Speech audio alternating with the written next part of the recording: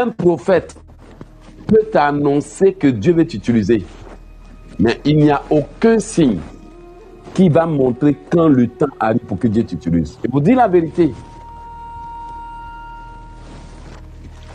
On peut venir te dire que Dieu va te bénir, mais il n'y a aucun signe qui montre que le temps est arrivé pour qu'il puisse te bénir.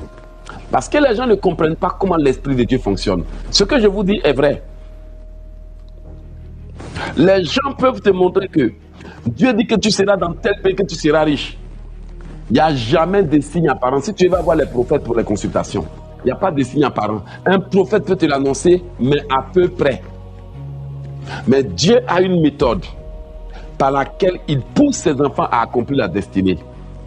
Quand le temps arrive, il envoie l'Esprit sur toi pour te guider, pour te parler, pour te conseiller, pour t'instruire. Alléluia. Vrai ou faux? Quand le temps arrive, l'Esprit de l'Éternel viendra sur toi. Le Très-Haut te couvrira son ombre. Quand le temps arrive, c'est la vérité que je vous dis. Quand le temps de Dieu arrive là, Dieu ne fait plus de tapage. Ce n'est plus les songes. Je vous dis la vérité. Il peut t'avertir par des songes. Il peut dire les choses avant que ça n'arrive.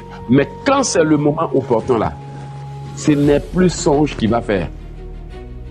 Quand c'est le moment opportun, c'est l'Esprit qui rassemble petit à petit ce que sa bouche a annoncé.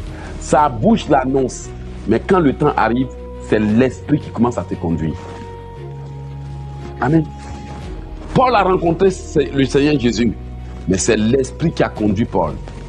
Jésus-Christ a été élu, mais c'est l'Esprit qui l'a conduit dans le désert.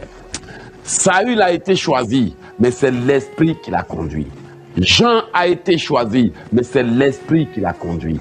Pierre a été choisi, mais c'est l'Esprit qui l'a conduit. Donnez-moi le nom d'un seul homme dans la Bible qui ne fut pas conduit par l'Esprit de Dieu pour l'accomplissement de la volonté de Dieu. Et c'est pour ça que beaucoup de gens n'y arrivent pas.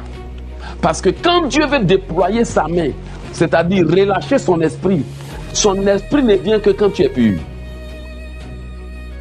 Chaque fois que Dieu veut accomplir sa promesse dans ta vie, il envoie un esprit. Écoute-moi bien aimé, Dieu envoie un esprit. Et cet esprit-là, qu'il relâche, il appelle ça la main de Dieu. On appelle ça la main de Dieu.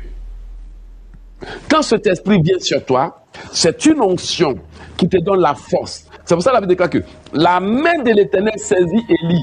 Ça veut dire que l'Esprit de l'Éternel vint sur Élie. Dieu dit quoi? Toutes ces choses, ma main les a faites. Ce que la Bible appelle la main de Dieu, c'est l'Esprit de Dieu.